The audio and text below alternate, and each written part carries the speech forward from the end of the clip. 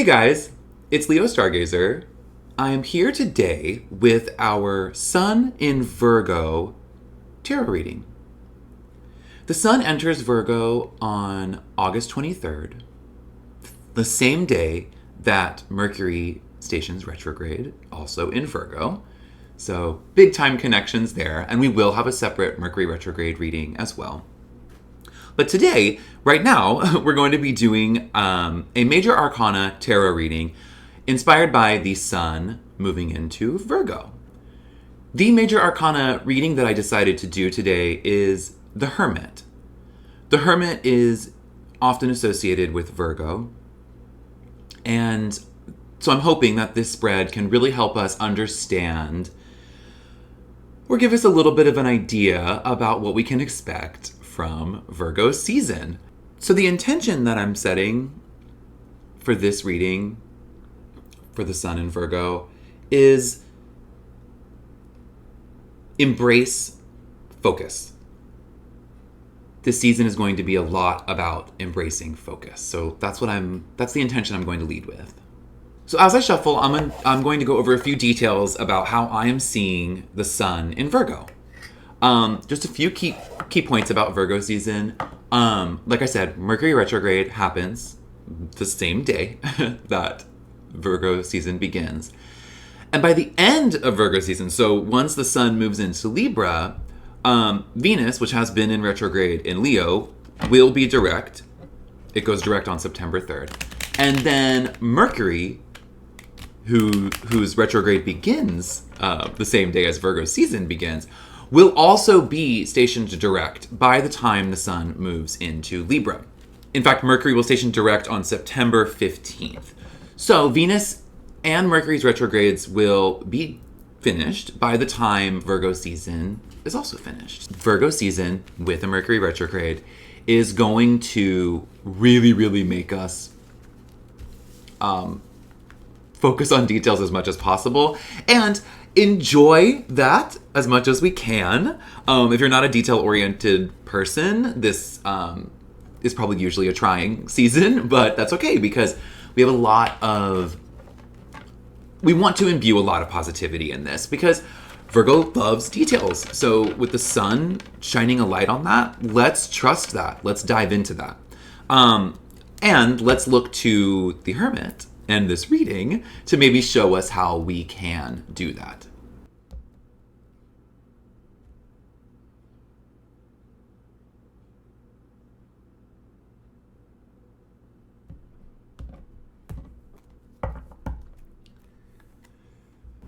Okay, so I brought the deck back into Unity. I am repeating my intention of embracing details, and I'm ready to draw my cards. So what I'm going to do is I'm going to draw the spread fully so that we have the whole spread in front of us, and then I'll go over each position. Of course, I'm thinking about the positions as I'm going through it, but just to have it all in front of us and view what this Hermit spread is looking like, and then to go over it in a little more detail. So here we go. So the first card that I draw in the Hermit reading is the Moon reversed.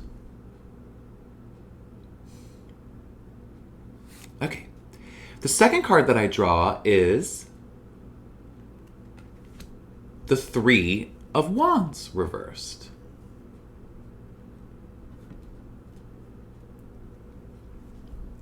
Okay. Next, we have the Knight of Swords reversed. Okay, so reversals. Interesting with a detail focus and the idea of perfection. We'll see. Okay, my final card is the Wheel of Fortune. Upright. Okay. So before we keep going, I did want to mention something about the Hermit in general, and I think why it's associated with Virgo. I think besides the numbered card in the order of the zodiac, that has a lot to do with it. But mainly, where I see the Hermit in Virgo is this idea of introspection, this idea of almost isolation. There's not a ton about social life or socializing in Virgo as far as I'm concerned, but that's why I think the Hermit suits this zodiac sign really well. It's this idea of really being introspective, detail-oriented about your introspective approach, and kind of choosing that ethic above all others, choosing that vision of life above others, thinking that the idea of introspection, the idea of understanding details, almost being pragmatic, I think that is in the Hermit. The one thing the Hermit does have, though, too, and the kind of why I love the Hermit associated with Virgo, is that it brings about this idea of how there is depth, there is intense, almost spiritual meaning to be found in the details, in the technicalities, in perfection. There is a ton of spiritual depth in that process.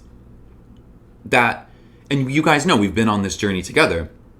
The journey of self-discovery, of self-understanding, of self-acceptance, it has to be done internally first. It's really the only way to get there, is to figure out what you think removed from others. But also that in that process of self-discovery, we're able to understand the world we live in so much better because we understand ourselves so much better. And that can help us reach out. But during Virgo season, we're not really reaching out too much. We're definitely continuing this Hermit's journey. So I'm looking at this spread, and I'm very interested to see what it has to offer. I already see 2 major arcana cards. We have 2 reversed. Well, we have 3 reversed cards. It's very interesting. So let's go step by step and see how the Hermit's journey can help us during Virgo season.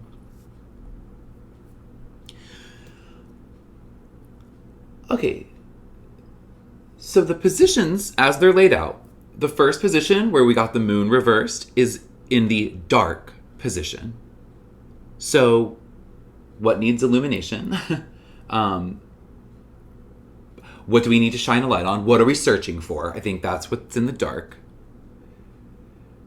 We have the persona position was next. So kind of what masks are we wearing? Then the next position was the true self. So kind of how we actually are beneath our mask. Maybe when we're alone, that kind of vibe. And then the final card is guiding light. So if we embrace our true self, if we kind of take off our mask, if we clear up the dark, what will we find? Where will we be guided? What can we use to guide us is found here. So let's go through them. Okay, so in the position of dark, what's hidden? What needs to be illuminated? And it's the moon reversed. I think this is clearly showing we're trying to find and embrace the unknown part of ourselves. We want to tap into that. We're choosing a detailed way in honor of Virgo, but what we want to find with that detailed review is a connection to hidden truth, a connection to our visions of ourselves and our future, a connection to almost our dreams. But here it's reversed. And I think that's speaking to it being in the dark. The idea that all of those things are hidden from us now because in this detailed process, we're going to figure out how to light the way before us. What needs to be illuminated is we need to turn the moon upright so we can embrace our visions, follow the path forward. You can literally see it in the card. And once we can see that path, we can take it. And the only way, or the way that we're approaching it because of this season, is through a detailed approach, a detailed focus. So let's move on to the position of our second position, which was persona. In persona, we get the reversed 3 of Wands. I think it's pretty obvious. He's kind of isolated on top of this hill when he's upright. And even though he's looking out at his potential plans, there's still a sense of isolation, very much like the hermit. But here he's reversed because this is persona. So what the mask that we're wearing, I think, is this idea that if we do get too introspective here, if we do isolate too much, that our perception of our goals could really be clouded. We could perceive storms on the horizon that maybe aren't there. We could be so lost in memory that we get actually stalled out on the journey. I think wearing the persona mask here is a little bit of a warning, saying that if we do that and we don't open ourselves up a little bit more, if we are too introspective and our perspective is clouded because of that isolation, we could perceive something false, or we could misperceive or miss entirely something outside of us that is really, really crucially important. So, how do we embrace our true self? What is our true self? Well, that is the journey we're on. That is what we're trying to discover. And here we have the reverse Knight of Swords in true self. Okay, a reversed card in true self. Hit or miss. But this really is about being honest. The true self position, especially juxtaposed with the persona position, the true self position is about being honest with ourselves. When we're alone, what do we feel we are? And again, this is hopefully what we're actually working on. This card may be what the world sees, what we're showing the world about our internal journey.